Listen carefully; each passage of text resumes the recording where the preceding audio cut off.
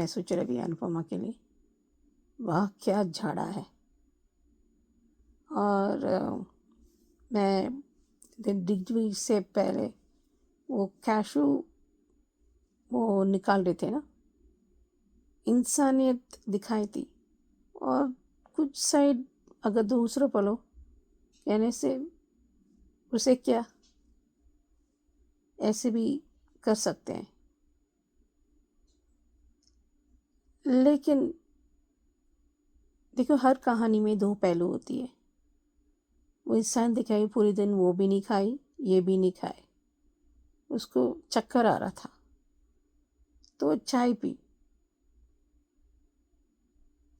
बस सिर्फ उसने बात कही कि उसको तबीयत ठीक नहीं है, वाकई तबीयत ठीक नहीं है, इंसानियत दिखाई। और इससे क्या है कि वो बाहर उसे निकाल दी। ये अगेन पॉल का क्या तरह है। और उसको काम देखिए क्या हो जाता है ना, कुछ लोगों को अच्छा करना नहीं छोड़ पाते, इंसानियत करना छोड़ नहीं पाते, ये सच्ची बात है। लेकिन कभी कभी आप दूसरा पर्सपेक्टिव देखो कि आपको काम की ज़रूरत है, पैसे की ज़रूरत है, वो क्या हो जाता है कि आपको इंसानियत पहले दिखाना है या अपने काम पर फोकस करना। ये आसान नहीं है। मैं नहीं कहती कि अनुपमा जी वो उसको क्या बड़ी है, मुझे हक नहीं है उसके वजह से कहने से, लेकिन क्या हो जाता है कि उनके गुण ऐसे हैं कि वो अच्छा है या इंसानियत करना ना छोड़ पाए। लेकिन कभी कभी कहते हैं कि किसी को प्रैक्टिकलिटी दिखाओ, जब आपको करना ही है तो वो उसे पूछ कर पता कर सकते ताकि आप अच्छाई भी कर सके। और तो वो नहीं सोचता है कि वो यूनियन नहीं कर रही है, स्ट्राइक नहीं करेगी, उसको काम तो होगा ना, पैसों की ज़रूरत है। लेकिन वो गलत किया है, पूरे दिन काम किया उसने, उसने पैसे नहीं दिए, वो बहुत गलत है। कर्म उसको भुगतान करना पड़ेगा। फिर if you see in a nicer way, को अनुपमा कोई गलती नहीं की थी। और दूसरी दिग्विजय को इंसान बनना छोड़ के 10 मिनट में क्या हो जाएगा, ऊपर नीचे होता है, वो फिर से वो भी गिल्ट में है। कई बार थोड़ा देर होने से अच्छा होती है, हर चीज़ में अच्छा है और बुरा होता है। देखो डेट्स कहते हैं, डेट और बहुत अच्छी खाने की चीज़ है और सेहत के लिए भी है, लेकिन ज़्यादा खाने से शुगर बढ़ सकता है। पर डेट्स में दो वैरायटी होती है, जैसे अजवा डेट्स होते हैं डायबिटिक्स के लिए और मकबूल डेट्स आयरन लेडीज़ कहते हैं।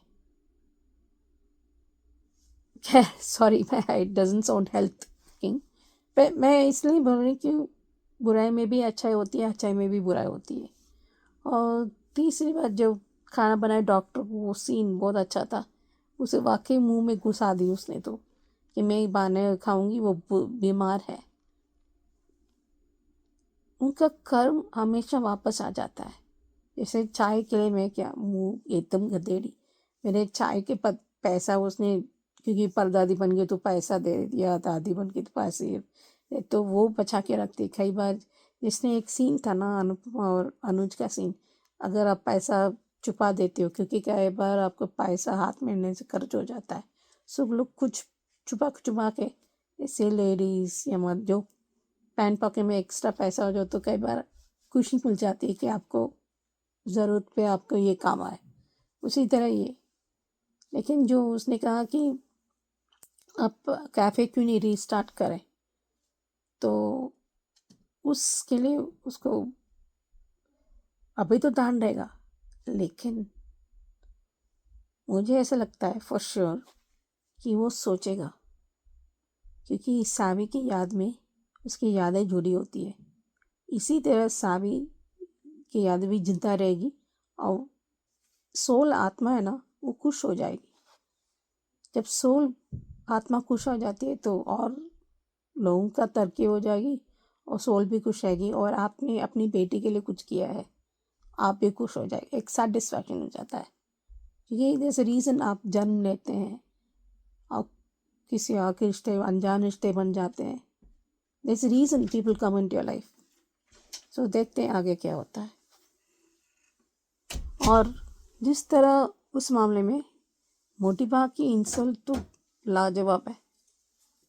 किसी हमको अपने हिसाब से बहुएं काम करना चाहिए, उनके हिसाब से नहीं। लेकिन मुझे अच्छा लगा कि राही ने कहीं सही कहा कि इसलिए अनुपमा की बेटी कहला जाती है, इसलिए अनुपमा कह जाते हैं कि मेहनत करते हैं, जो कोशिश करते हैं और मेहनत करते हैं ना, वो कभी हारते नहीं हैं, वो जीत ही जाते हैं। वक्त रहने पर राही काम आएगी। माही खुश हुई, अनिल वाकई स्टैंड लिया था। जैसे पराग जी वो से स्टैंड लेते, क्यों फर्क, जैसे आ, आ, मतलब मिस्टर शाह होते हैं ना लोग, उनका मेहनत का सम्मान नहीं कर, कोई भी काम छोटा बड़ा नहीं होता। लेकिन बावजूद माही के साथ अच्छा किया था। लेकिन उसी तरह हेलो अंजू जी, नवी जी नमस्ते, और सभी को सुजाता का प्यार भरा नमस्ते। आज का एपिसोड देखा, अच्छा था। अनुपमा घर लौटी है और दिग्विजय सूद बंकू को डांटे जा रहा है और कह रहे 10 मिनट लेट हो गया, और ये और बंकू कह रहा है कि भाई मेरा दोस्त मिल गया था, मैं तो सब्जी लेकर घर ही आ रहा था। अब लेकिन 10 मिनट क्या कुछ नहीं होते, टाइम पे आना सीखो, और ये और वो जो मतलब वो बोलना शुरू करता है तो फिर वो भी चुप ही नहीं होता। लेकिन आज अनुपमा से रहा नहीं गया, और उसने जिस तरह से आज दिग्विजय को सच का आईना दिखाया है ना, वो अच्छा था। उसने कहा कि समय पर सिर्फ घड़ी की सुइयां चलती हैं, और इंसान ये इंसान है, घड़ी की सुइयां थोड़ी है कि जो है वो बिल्कुल टाइम टू टाइम चलता रहेगा।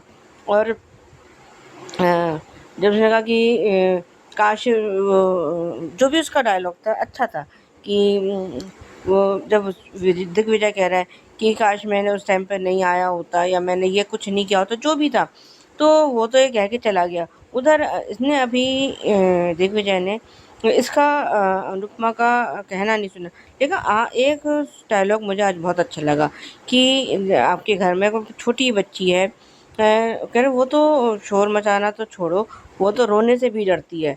ये बात, ये डायलॉग तो दिग्विजय को बहुत जोर से चुभा, और इतनी जोर की जो मतलब चुभा, लेकिन उसका दर्द भी हुआ।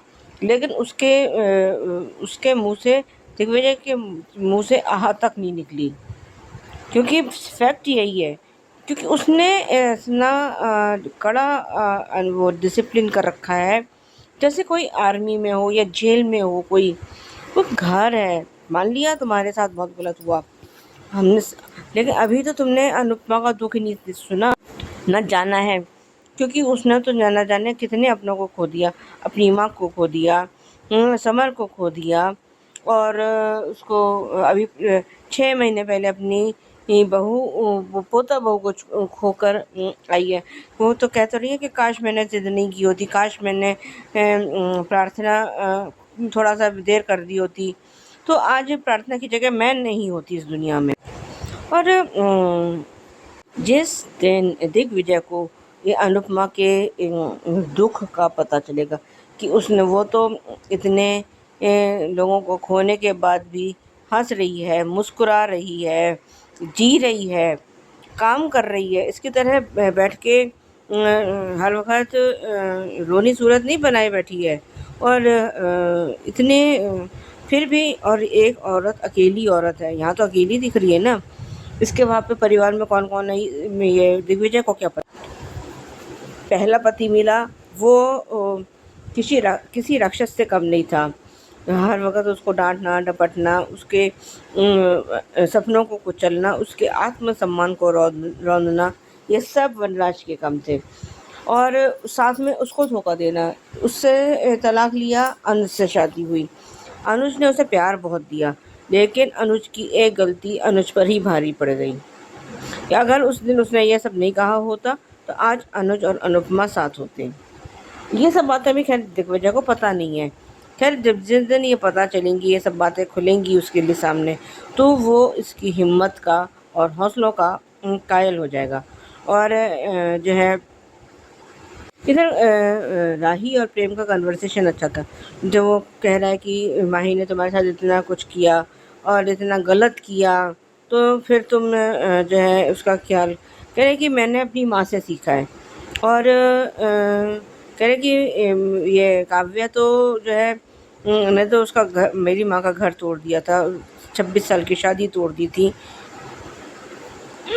और जो है फिर भी जब उसके ऊपर कुछ मुसीबत आई थी, जाने क्या कुछ भी जो भी, तो जो है अनुपमा उसके साथ खड़ी हुई थी।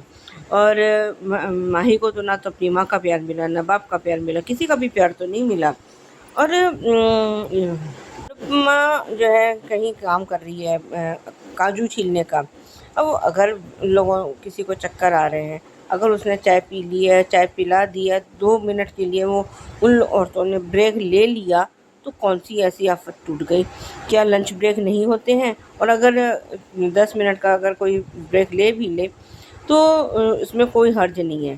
पर जो है अनुपमा को तो अब जैसे परीक्षाएं देने की आदत सी हो गई है। और अब देखते हैं आगे। जो अब ये मैं ना पहले भी अपने ऑडियो में कहा था कि ये जो है बंकू ज़रूर के साथ कुछ ना कुछ होगा, कि वो बीमार पड़ेगा, जिसकी वजह से ये दिग्विजय अनुपमा के हाथ का खाना खाएगा। और इसने डॉक्टर वो मना कर, जब इसने कहा कि आप सावी का वो कैफ़े क्यों नहीं खोलते हैं, मैं कुछ भी करूं।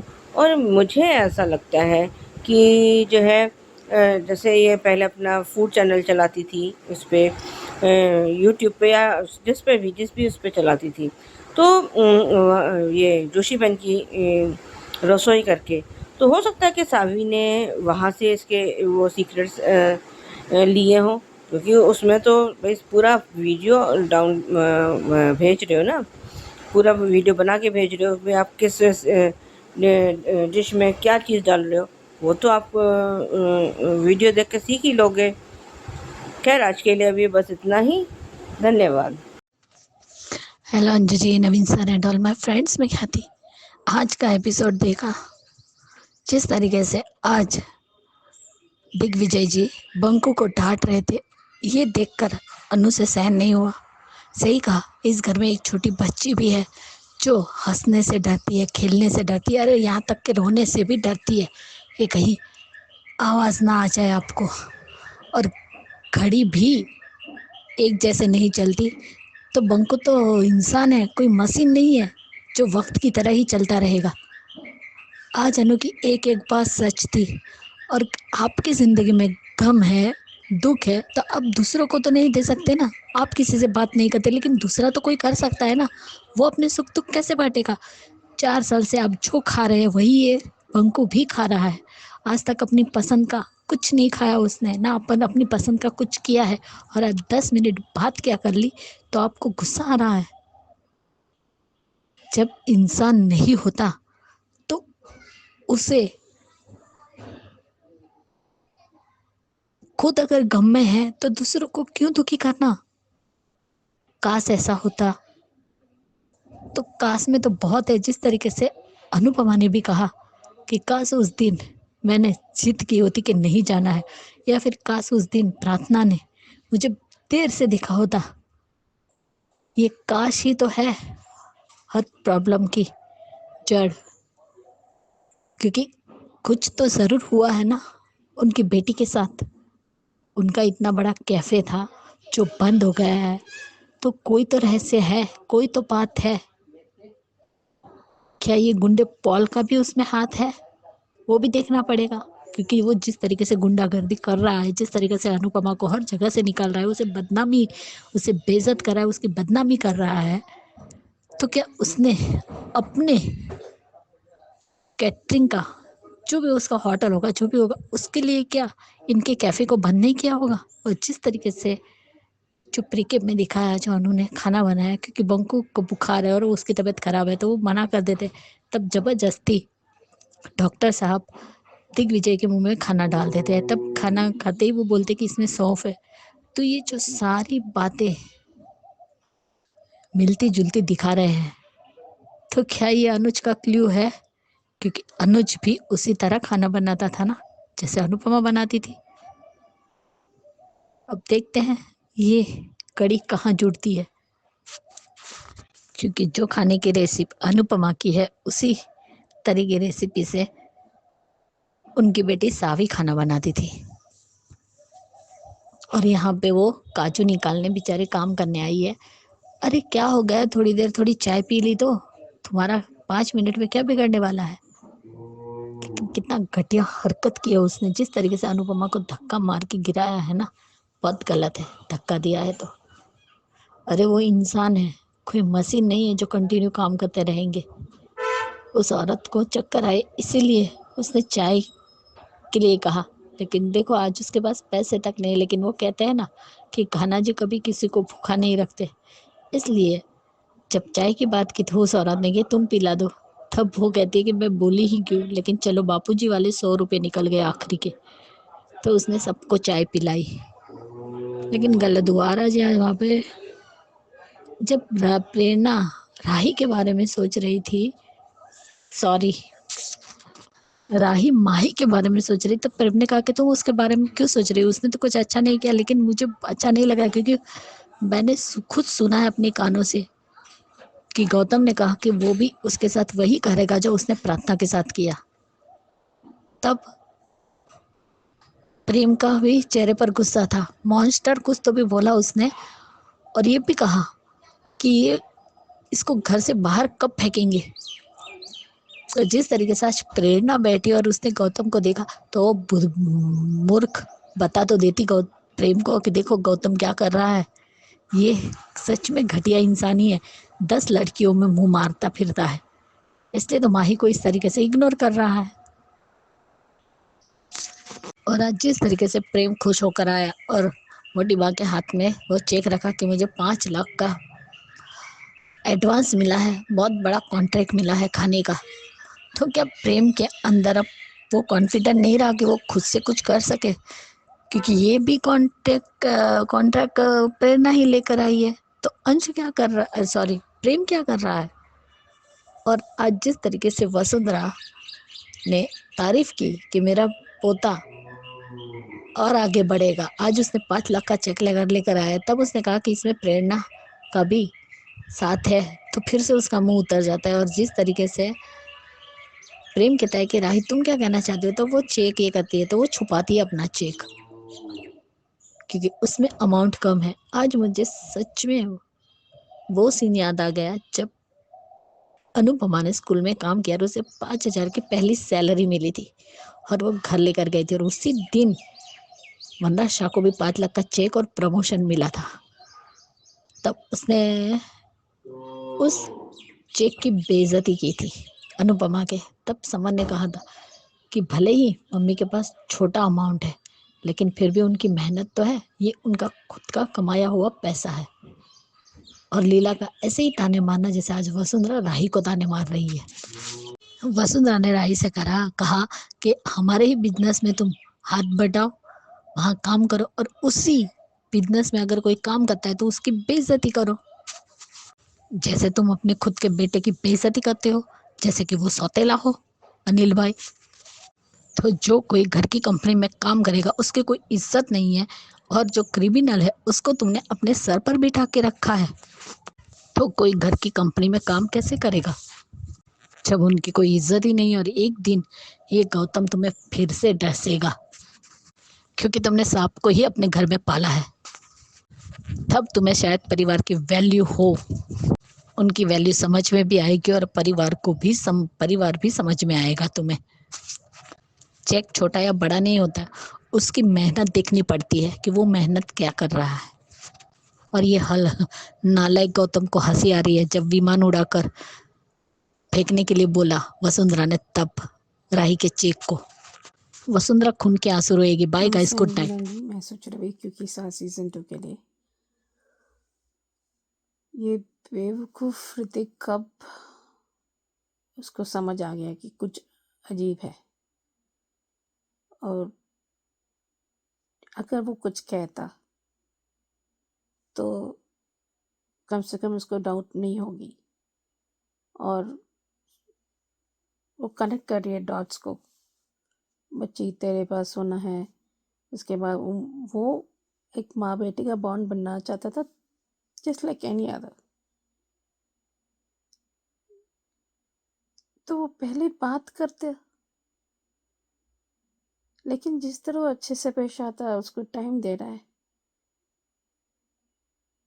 तो कुछ पहले शादी में ऐसा नहीं था। Thoroughly neglection. खुद इतना गुनाह कर चुकी है मिताली, और कितना करेगी? इतना घटियापन। तुम मेड हो, चाहे कुछ भी हो। वो सोचती है कि कलेक्टर तो एटीट्यूड दिखाना है। कोई भी काम में एटीट्यूड दिखाने से कुछ नहीं होगा। अच्छे से करे और अपने शब्द में वजन दो तो ठीक होगा। इस तरह के हरकतें करने से ज़्यादातर नहीं चलती। ये दिल में रखना, बात नहीं करना, ये किसी भी रिश्ते के लिए ठीक नहीं है। मैं कोई एक्सपर्ट नहीं हूँ, पर मैंने इतना मानना है कि थोड़ी बहुत एटलीस्ट ट्रांसपेरेंसी होना चाहिए। माँ से बात करती, मुझे लगता है तुलसी फिगर आउट करेगी एंड दोनों से बैठा के बात करेगी। ये कहते हैं ना, केले के अंदर सुई चुबा के बात करना, ये दंड नहीं कर रही है। ये ठीक नहीं है। डिसीजन निर्णय लो, वो बात अलग है, लेकिन बड़ों के साथ बात कर सकते हैं ना। तो ये तो ठीक होना चाहिए, नहीं तो ऐसे थोड़ी ना हो सकता है। तो हाँ, वो मिहिर का खेल मुझे वाकई पसंद है। That's very nice. एक प्यार में दोस्ती, ये दोस्ती में प्यार, जिस तरह वो कर रहे हैं वो बहुत ही अच्छी बात है। और ऋतिक नंदिनीकरण के बारे में बहुत कर रही है। अगर समय को पता है ये क्या एक्टिंग है, तो ये क्या कर रहा है?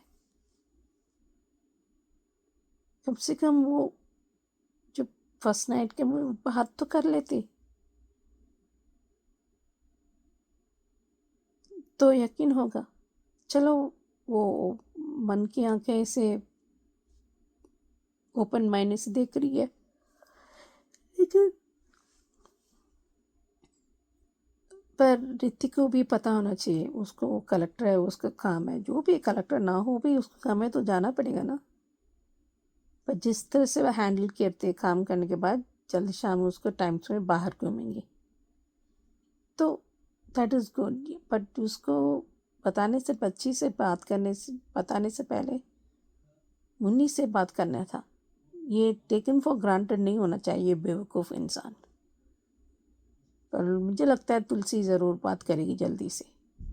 देखते हैं आगे क्या होता है। Hello Anju ji, Naveen sir and all my friends. मैं ख्याति, मुन्नी और ऋतिक की शादी हो रही थी और यहाँ पे मिताली अपनी बेटी को फोन कर रही है और कह रही कि वहां दिखाओ क्या हो रहा है। तो शादी हो रही थी, तो वो सोच में पड़ गई कि क्या उसने मेरा पेन ड्राइव नहीं देखा। सच में ऋतिक ने बहुत बड़ी गलती कर दी और पेन ड्राइव देखकर पहले खुद एक बार देख तो लेता। और मिताली ने बहुत सफाई से काम किया है। जिस तरीके से उसने जो वर्ड बोले ना, वही उतना ही उसने वीडियो बनाया। बाकी का जो उसने बोला वो कुछ नहीं है। तो मुन्नी को एक बार ऋतिक से बात करनी चाहिए। अगर बात नहीं करेगी तो कंफ्यूजन बढ़ेगा, लेकिन अगर बात करोगी तो शायद वो तुम्हें सब कुछ बता दे।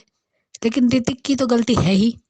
वो इडियट पहले अगर बता देता तो शायद आज जो मुन्नी ने वो पेन ड्राइव देखा, जिसकी वजह से वो आज परेशान है। एक तरफ उसका मन कहता है कि ऐसा नहीं हो सकता, और दूसरी तरफ वो बोल रहा है कि क्या ऐसा ही है, क्योंकि टिम्सी भी उसके पास आ रही है, और जैसे आज सुबह भी वो खाना बनाया, पहली रसोई में लापसी बना रही थी मीठा, तब भी वो टिम्सी आई और पापा ने कहा था कि आप पूरे दिन मेरे साथ रहेंगे। जबकि ऋतिक को ये नहीं बोलना चाहिए, क्योंकि ऋतिक बहुत अच्छे से जानता है कि उसका भी ऑफिस है, वो एक कलेक्टर है। तो कभी कभार इंसान को कुछ बोलते हैं ना, तो उसके वर्ड को समझना चाहिए और बहुत सोच समझ कर बोलना चाहिए। आज ऋतिक की एक गलती की वजह से आज मुन्नी का दिल तो टूटा ही, अब वो कश्मकश में तो है ही, वो तुलसी को भी नहीं बता रही है। जैसे तुलसी ने भी फोन किया तो वो रो रही थी, तो उसे लगा उसने झूठ बोल दिया। वैसे झूठ तो नहीं बोला, सच ही बोला है। उसके हाथ में वो कढ़ाई जल गई, क्योंकि वही सारी उसे बातें याद आ रही थी टिम्सी की, कि पापा ने कहा आप पूरे दिन मेरे साथ रहोगे। और मिताली की बात है, लेकिन मुन्नी को भी थोड़ा दिमाग लगाना चाहिए कि मिताली जैसी लड़की, जब ऋतिक तुम्हारे ऑफिस में आया था तब उसने कहा था कि इतनी सी बच्ची को वो समोसा देती है, कोल्ड ड्रिंक्स दे देती है, क्योंकि वो उससे सवाल ना पूछे। तो उसे ये समझना चाहिए था कि ये मिताली कुछ भी कर सकती है। अगर ऋतिक ने कुछ बोला है तो कोई वजह तो होगी, ये उस बाजू को भी देखना चाहिए था मुन्नी को। लेकिन अब देखते हैं मुन्नी बताती है या नहीं। मैं तो चाहती थी कि उसे बताना चाहिए, क्योंकि बात करोगे तो अपने आप वो कंफ्यूजन दूर हो जाएगा, पूरा नहीं रहने वाला। आज नहीं तो कल मुन्नी को भी सब पता चल ही जाएगा कि असली बात क्या है। लेकिन आज जो ये मिताली खुश हो रही है ना, एक दिन बहुत पछताएगी, क्योंकि इसकी भी हालत बहुत ही बद से बदतर होने वाली है। अभी जितना उड़ना है उड़ लो मिताली, लेकिन एक दिन तुम्हारा भी हिसाब होगा, क्योंकि कर्मों का फल सबको मिलता है। तुम्हें बच्चे की परवाह है नहीं, ये बोलेंगे कि ये माँ है जिसे अपनी बेटी की परवाह होगी। उसे तो लगता है मेरे सर से बोझ उतर गया, मेरी बेटी वहां चली गई तो। उसको मेड बोल रही है ना, असली मेड तो तू ही है, क्योंकि तेरी हरकतें ही नौकरों जैसी है। बेटी पैदा कर दी, लेकिन बेटी के लिए जो फीलिंग्स एक माँ की होती वो तो तुम्हारे अंदर है ही नहीं। लेकिन टीम से भी आज जिस तरीके से अंगद उसे बाहर लेकर गया, और सच में अंगद और जो वृंदा ने फैसला किया अपने बच्चों को बोर्डिंग भेजने का, तो आज माधवी ने फिर से टिम्सी को मारा। तो ये बच्चे ऐसे क्यों बन गए? पहले तो बहुत अच्छे थे, अच्छे से हिल मिल के रहते थे, सबसे प्यार से बात भी करते थे। गरु भी तो वहां आती थी उनके चौल में, तब कितने अच्छे से खेलते थे, ना मारा पीटी करते थे, कुछ नहीं करते थे। यहाँ आके इतने क्यों बिगड़ गए बच्चे? और यहाँ पे हमारे मिहिर, क्या बात है, खुद ही फूल भेजते और कहते हैं कि तुम्हारे तुम्हारे किसी बॉयफ्रेंड ने भेजा है, या तुम्हें किसी तुमने किसी बॉयफ्रेंड को अपना दोस्त बना लिया है, तो तुम्हें बकवास करनी है क्या? पागल हो गए हो तुम? इस उम्र में मैं वो बॉयफ्रेंड बनाऊंगी? तो फिर ये फूल किसने भेजा है? पता नहीं। जब वो शायरी बोल रही थी तब बाकी की शायरी मिहिर ने बोल दी, तो पकड़ा गया ना चोर। अगर तुमने ज्यादा मत ये किया तो मैं तुम्हारा नंबर ब्लॉक कर दूंगी। तुम मत करो, ऐसा मत करना, तो फोन रखो। मिहिर कहते जब देखा तो मुझे डांटती रहती है, तब उसका कहना तो हरकतें क्यों करते हो ऐसी? उम्र दे तो देखो अपनी, जो हरकतें कर रहे हो, और क्या बाद में जब फोन रखने के बाद कहती है फालतू के पैसे खर्च किए, जबकि उससे भी पसंद आया है बुके। ये जो शरारतें है ना मिहिर की, वो देखकर बहुत अच्छा लगता है, मजा आता है, मूड फ्रेश हो जाता है थोड़ा। और मुझे बहुत अच्छा लगा कि आज नंदिनी ने जब मुन्नी का गृह प्रवेश करवाया, तब उसने आरती वृंदा को करने दी कि तुम करो। जबकि घर की बड़ी बहू तो नहीं कहेंगे, क्योंकि बड़ी बहू तो दामिनी है, लेकिन वो नहीं है, तो उसके बाद नंदिनी ही आती है। और नंदिनी के बाद वृंदा आती, तो वृंदा से नंदिनी बड़ी है, लेकिन फिर भी उसने वृंदा को वो हक दिया कि तुम आरती करो। और बहुत अच्छे से गृह प्रवेश भी हो गया। और सच में इतना अच्छा खासा खुशी का माहौल था, सब कुछ अच्छा चल रहा था, लेकिन इस मिताली ने सब कुछ सत्यानाश कर दिया। लेकिन मिताली तुम टेंशन मत लो, कुछ दिन की ही ये नाराजगी है, क्योंकि सच तो बाहर आकर ही रहेगा। और पहले भी हमने कहा था कि ऋतिक की बहुत बड़ी गलती, उसे सब कुछ पता देना चाहिए था कि उसके साथ जब बात हुई तो क्या क्या बातें हुई, क्योंकि वो कितनी चालाक है, उसने जो अपनी बातें थी वो बिल्कुल रिकॉर्ड नहीं की, जो ऋतिक की बातें थी वही रिकॉर्ड की है। और वो भी आगे का जो कुछ भी बोला वो नहीं, सिर्फ जब टिम्सी के बारे में बोला कि पूरी कस्टडी मैं लूंगी, तब की जो बातें थी ऋतिक की वही बातें उसने रिकॉर्ड की। लेकिन ये खुशी तुम्हारे भी पल दो पल की ही है। और सच में मुन्नी के लिए भी बुरा लगा, लेकिन महाराज जी के पैर छुए तो बोलते बेटियां पैर नहीं छूती। और ऋतिक ने भी महाराज जी के पैर छुए, तो आप पाप में मत डाले, तो नहीं आप बड़े हैं। और आज सुबह भी जब वो लापसी बनाने तब भी इतना सारा घी डाल दिया, उसे लगा मुन्नी ही है।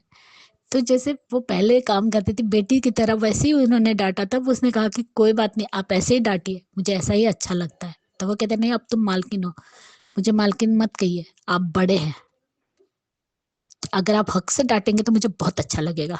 और बाय गाइस, गुड नाइट। नमस्ते अंजू जी। ना जी, मैं सुचिरवि रिश्ता क्या कहलाता के लिए मैंने ज़्यादा नहीं किया कहा देखा, लेकिन कहीं ना कहीं क्या होता है कि फिर से वो जैसे अनुपमा में वो आद्या गलत समझी, मायरा भी समझ रही है, और मुझे लगता है वो लोग एक ही रह जाएंगे, उसको संभलेंगे। वो माफ़ी मांगती है अपने पिता से, ये सबने कितने ख़राब बोली, ये सब हो। लेकिन ये ब्लेम गेम तूने पहला कहा तो मैं नहीं आती, ऐसे नहीं आती। ये विद्या के जो करतूते हैं ना, उसके कर्म भुगतना ही पड़ेगा। उसने माँ बेटी के रिश्ता खटास पैदा कर दिया है, इतना ज़्यादा कि अरमान ने भी छोड़ दिया। उसने खुद ही नहीं समझ पाया तो विश्वास नहीं किया, तो क्या ही वो बेटी को समझाएगा। मुझे ये समझ में नहीं आता कोई किसी ने क्यों नहीं समझाया। मुझे लगता है आगे के जो दादी साहब मायरा को समझाएगी कि ऐसा ऐसा हुआ है, और ये दोनों एक हो जाएंगे, 3 हो जाएंगे। तो जो दिखाई दिया ना, तो एक होना वो दृश्य, वो सब एक हो जाएंगे। जब ऐसा दृश्य मिलता है ना, तो वाकई सच हो जाता है। सो जिस तरह वो तो ब्लेम गेम होगा, उसको बहुत चोट लगी है, बिना चप्पल की वो भागी रही है।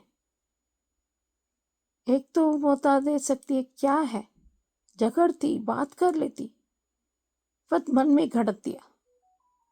पर ये सच बात नहीं झुठला सकती कि माबिरा उसकी माँ है, लेकिन उसको अभी तक नहीं मालूम नहीं है वो सरगस की वजह से।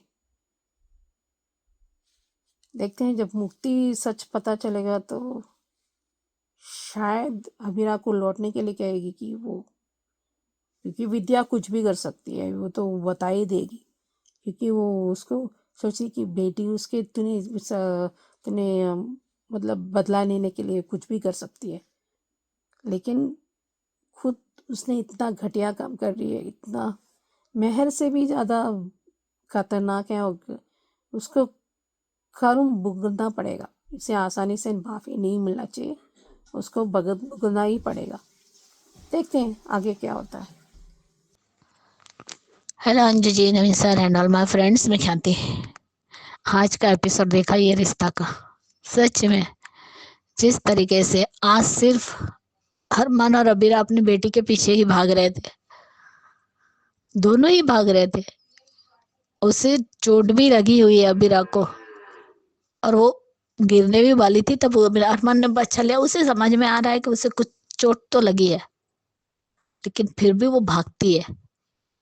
और जिस तरीके से उसे वो सारी पुरानी बातें याद आती है, सच में बच्चे और माँ के बीच में कन्वर्सेशन क्यों नहीं दिखा रहे? वो बात करेगी तभी तो बात का सॉल्यूशन निकलेगा, कोई हल तो निकलेगा। क्योंकि बात करेंगे तभी दोनों के जो भी मन मुटाव है, जो कंफ्यूजन है, वो सब दूर हो जाएंगे। और यहाँ पे बुआ सा सिर्फ एक ही बात पे अड़ गई है कि वो भागे क्यों। जब तक वो नहीं आएंगे तब तक सगाई नहीं होगी। हरमीनो चाची भी अपनी तरह से कोशिश करेगी, तो मुझे पागल समझ के रखा है क्या? ये जो हरकतें कर रही है, मुझे तो पता है कि आप कुछ तो छुपा रही है। अगर कुछ हमसे छुपाया तो फिर ये रिश्ता भी टूटेगा। ये कौन सी जबरदस्ती है भाई? वो लड़की वाले थोड़ी है जो तुम इतना हुक्म चला रही हो। अगर एक बार पलट के उस घर में से कोई भी तुम्हें कह दे कि हम लड़के वाले हो और तुम लोग लड़की वाले हो, फिर ये रौब क्यों दिखा रहे हो, तो क्या हालत होगी? इनकी तमीज है जो बुआसा को कुछ भूल नहीं रहे। और बुआसा को इतने हाथ पैर जोड़कर वो आर्यन की जो पत्नी होने वाली पत्नी वो लेकर आई अपनी बुआसा को। तो क्या वो लड़के वालों की इंसल्ट करेगी, इतना प्रेशर बनाएगी? और आज तो मजा आ गया। आज फिर से माधव जी ने विद्या को रियलिटी चेक दिया है कि ये बोल रहे थे तुम क्या चाहते हो कि ये सगाई टूट जाए। वो तो वही चाहती है। माधव जी, आपकी बीवी कुछ कम थोड़ी है। किसी की भी जिंदगी में कुछ भी हो जाए, लेकिन उसका बेटा और बहू एक नहीं होने चाहिए, क्योंकि उसका भांडा जो फूटने वाला है, क्योंकि पाप का घड़ा तो आपकी बीवी का भी भर चुका है। तो एक न एक दिन ये सच तो बाहर आएगा ही कि सबसे पहले कस्टडी के पेपर आपकी ही पत्नी ने दिए। और विद्या को अभी भी समझ में नहीं आ रहा है कि आप माधव जी उसे जो कुछ भी बोल रहे हैं, अगर कल चल के माधव जी को तुम्हारी असलियत पता चले तो क्या होगा, इस बारे में विद्या को सोचना ही नहीं है। वाह! लेकिन चलो, आर्यन ने बहुत ही प्यार से और समझदारी से काम लिया, और जो कुछ भी कहा वो भी अच्छा था कि हम सगाई कर लेते। जो मेरे भाई भाभी और उनकी बेटी के बीच में जो भी कोई प्रॉब्लम है वो लोग सॉल्व कर लेंगे, लेकिन हम सगाई करते हैं क्योंकि वो उनका मैटर है और उनके पर्सनल पर्सनल मैटर में हम बोलने का हमें कोई अधिकार नहीं है। वो बड़े हैं, वो अपना वो हैंडल कर लेंगे अपनी बेटी को, लेकिन हम सगाई करते हैं। और ये भी मेरे भैया भाभी ने ही सिखाया है। सच में आर्यन को देखकर, उसकी बातें सुनकर अच्छा लगता है। आर्यन एक पॉजिटिव कैरेक्टर है, जैसे रोहित था वैसे ही आर्यन है। रोहित भी अपने भाई भाभी का भक्त था और आर्यन भी है, और अपने भाई भाभी के नक्शे कदम पर भी चला है, क्योंकि उसने सब कुछ देखा है। वो छोटा था कि उसकी भाभी ने क्या क्या किया है, सब कुछ उसे पता है, इसलिए वो आज अपने भैया और भाभी का साथ दे रहा है। चलो, शुक्र है सगाई तो हो गई। तब मीनू चाची की ओवर एक्टिंग फिर से, तब बुआ ने कह दिया अगर बाद में हमें पता चलेगा कि आपने कुछ छुपाया है तो हम ये शादी तोड़ने से एक बार नहीं सोचेंगे। इन्हें क्या लगता है शादी क्या गुड्डे गुड्डियों का खेल है? आज आए तो आज सगाई कर लो, शादी कर लो और कल तोड़ दो। लेकिन सच में आर्यन की पत्नी भी समझदार है और आर्यन भी समझदार है। और आज चलो, कम से कम अब अरमान उस ट्रक के अंदर चढ़ गया। और क्या कह रही है लड़की कि आपको पता है कि मैं उनसे नफरत करती हूँ, देखना चाहिए, लेकिन आप लेकर आए। लेकिन तुम बात तो सुनो अपने पापा की, इसे कुछ सुनना है ही नहीं। और अब आप मेरे बगैर भी जीना सीख ही लीजिए। उतरने जाती है तो उतरेगी कैसे वो? इसलिए अबीरा उसके पीछे है कि इस बार मैं अपनी बेटी को अकेला नहीं छोड़ूंगी। तो वो भागती है, और जब वो उतरने जाती है तो अपना हाथ देती है, लेकिन वो हाथ नहीं लेती अपनी माँ का उतरने के लिए। और वहीं एपिसोड खत्म हुआ है। लेकिन मायरा को भी अरमान की बात सुननी चाहिए। अब उसे पछतावा हो रहा है कि मैंने अपनी बिल्ली पापा की बात क्यों नहीं सुनी। कोई तो बात होगी। सच में मेकर्स को माँ बेटी का एक तो कन्वर्सेशन दिखाना चाहिए। एक ऐसा सीन दिखा रहा है जिसमें माँ और बेटी हो और सारी गलतफहमियां दूर हो जाए। प्यार तो वो तुमसे उतना ही करती है मायरा बेटा। वो स्ट्रेंजर के लिए तुमसे दूर हुई, लेकिन उसको दूर करने वाली तुम्हारी दादी ही है। अभी तो विद्या को पता ही नहीं है कि जिस दिन अरमान को पता चलेगा उसका तो गुस्सा फूटेगा, लेकिन माहिरा को भी जब सच पता चलेगा तो शायद वो बेचारी खुद से और अपनी माँ से भी नजरें न मिला पाए कि मैंने उन्हें गलत समझा।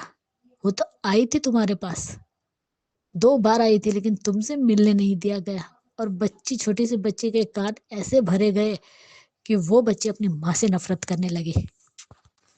बहुत गलत किया है। उस बच्ची के अंदर उसकी माँ को छोड़ के जाने का ही वो गम है कि उसने मुझे ना चुनकर उस स्ट्रेंजर को चुना, यानी वानी को। लेकिन ये बात सच नहीं थी। अगर इन दोनों की कन्वर्सेशन हुई तो वो सब कुछ बताएगी। और मायरा इतनी अच्छी बच्ची है कि वो समझदार थी। अगर उसे समझाते तो वो समझ भी जाती थी, क्योंकि देखा है हमने वानी उस घर में थी तब भी मायरा को अच्छे से समझाते तो वो समझ जाती थी कि माँ बाप तुम्हारे ही रहेंगे, किसी के आने से माँ बाप बच्चों को भूल नहीं जाते, तो वो समझ गई थी। अब देखते हैं मायरा कितना समझते है। प्रीकेप में तो उसने अपने पापा का तो माफ किया, लेकिन पता नहीं अभिरा को माफ करेगी या नहीं, क्योंकि वो छुप कर देख रही है। लेकिन बहुत जल्दी सच्चाई सामने आएगी, उसके बाद ही ये सारी गुत्थी भी सुलझ जाएगी। Bye guys, good night.